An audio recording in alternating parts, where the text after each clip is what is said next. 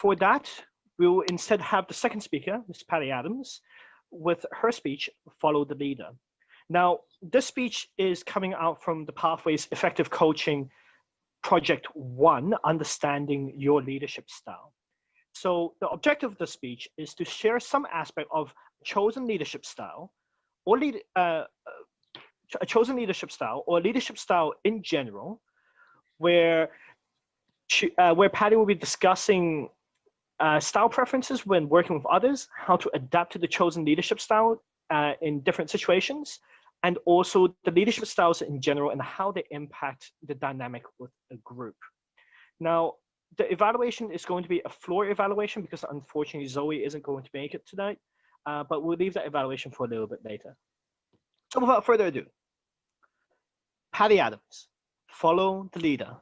Follow the leader. Patti Adams, the stage is yours.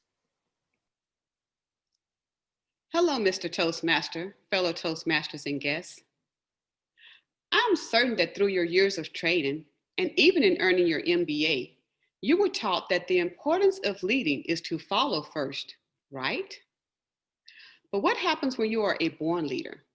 What happens when leadership is not something you took a class for, or you joined a Toastmasters group for, but it came to you very naturally?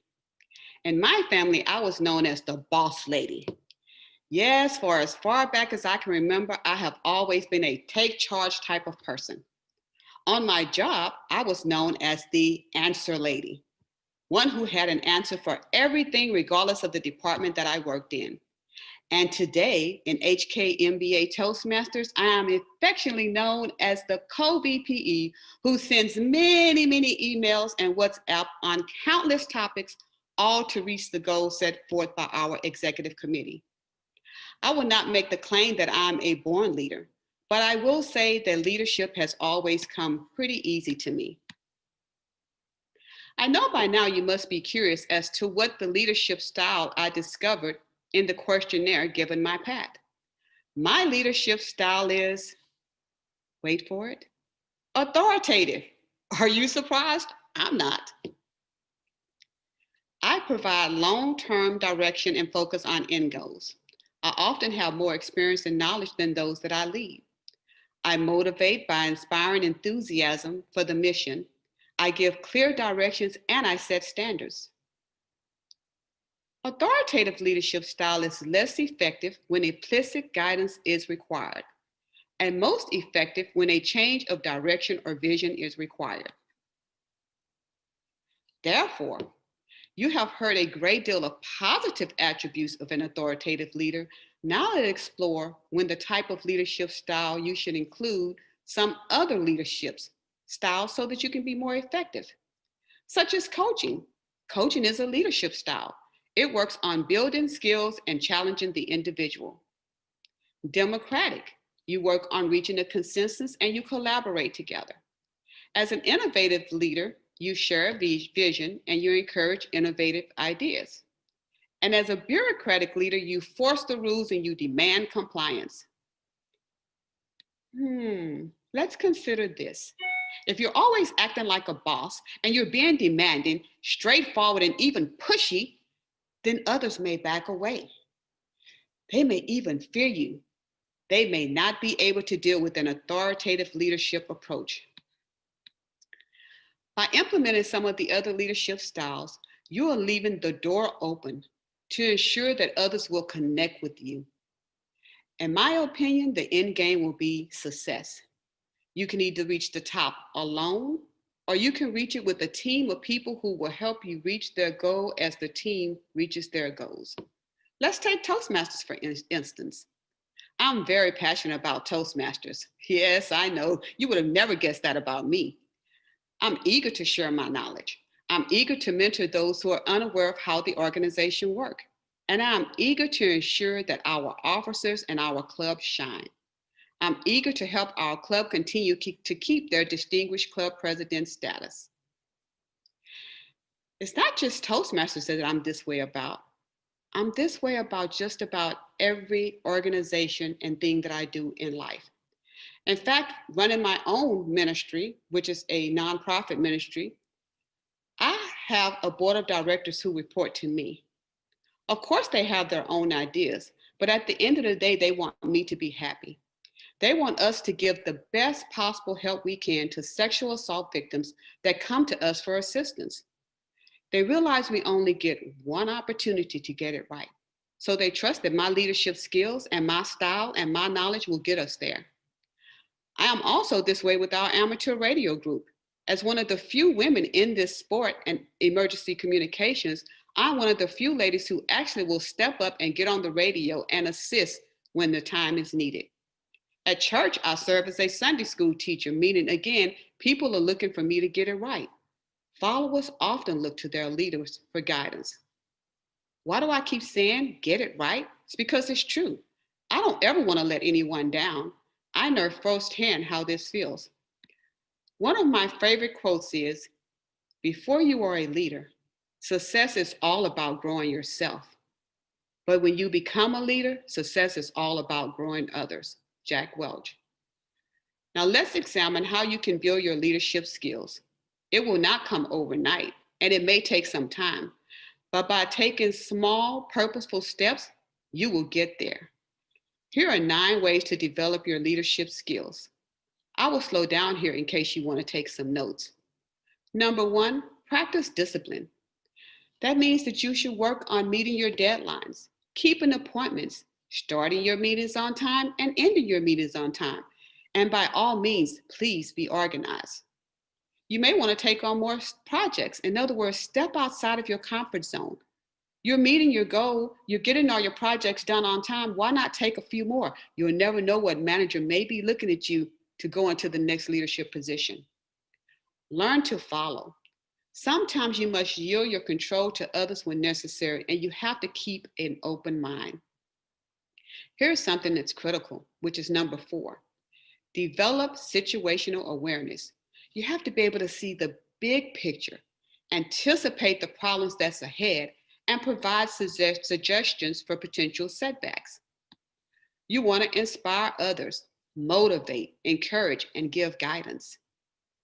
Keep learning. I also think this is critical. In fact, if you follow my Facebook page, from time to time, you will probably see some form of a certificate from something new that I've learned and that I wanted to take on and share with the world. Also critical and important, empower your teammates. No one is good at everything. Make sure to delegate tasks to others so that they have the ability to learn throughout the process. Resolve conflicts. Don't be the manager or leader from hell. Yes, you heard me right. Not everyone will get along all the time. Do not ignore interpersonal conflicts, hoping they will go away. They rarely do. Address them by talking to those people individually and privately. Be a discerning listener. You do not always have to be in the spotlight. Be willing to listen to suggestions, ideas, and feedback. Also, pay close attention and pick up on nonverbal cues such as an eye contact and body language. So just by learning a little bit about me and my leadership style, you may even think that I'm eccentric, maybe even a bit odd in my approach. In closing, I will leave you with this quote by an American statesman by the name of John Quincy Adams, who said, "If your actions inspire others to dream more, to learn more, to do more, and to become more, you are a leader." Back to you, Mr. Toastmaster. As I mentioned a little bit earlier before, we're going to do a quick fire floor evaluation.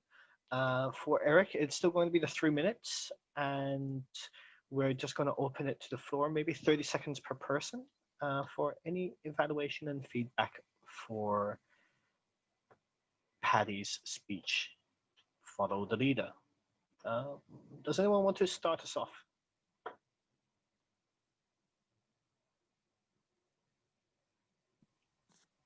I can if you want. Oh, go ahead, Steve. Go ahead.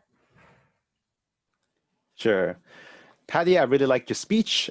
I think you had incorporate a lot of powerful gestures to actually show your leadership style. When you say you're authoritative, you put up your fist, and you also have a balance about how if you're authoritative, to be a successful leader, you also have to have a balance of, being innovative and also someone who's inspiring, etc. So all these gestures are very good to actually portray your feelings so they match appropriately. The focal variety is definitely there. It's easy to follow through, and it's quite absorbing to actually sit through and listen to your speech. I would say a challenge is the way, I'm not sure it's because of the theme of the authoritative sort of mode, it felt a bit repetitive over time. I think there's definitely room for you to vary your tempo a little bit, just to sort of, heighten some of the points, make it quicker, or just to slow down to stress the message across. So that's my contribution to the evaluation. Kelly, do you want to take the next charge? Sure. I also made a couple of notes. Again, I think the vocal variety, when you were like pushy, and the body language with like a door opening, I loved it. I thought it's hard to get across your gestures on these little boxes. So I thought you did a really great job of doing that. And I also really liked how you used personal examples. So your charity, your ham radio, and your church, I mean, all great examples. So it's not just, leadership doesn't have to be at work. It's not always at work. Actually, you also use Toastmasters as well, which, obviously I chuckled because you're like, I send all these emails. Yeah, you do, but that's your style, and you get results. So well done. Oh, and the third thing that I loved was your quotes. The quotes that you chose, I thought were really impactful, especially the one at the end from John Quincy Adams. That was, it was a very like emotive and emotional, and it really reached into me, certainly. And then the one area of challenge, or I think the 9 ways to develop your leadership. It was that section that I think if you're gonna have that many, 9, I'd have a slide, because that might have broken it up a little, like this side Steve was saying, and it would be easier to digest. I started to write them down, and I was like, discipline, and then I wasn't sure if the next one, I was like, is that number 2 or not? Anyway, and then learn to follow, I think was number 3. I got up to 5, I think, I'm not sure. So it was, and without going, number 1 is this and number 2 is that, which obviously you wanted it to flow, which it absolutely did. So I think maybe a slide. If you're going to do 9, I would stick them on a slide so people can kind of read them at the same time. But no, overall, I thought really good. You met the criteria of the speech. So, and it was an enjoyable speech. Thank you.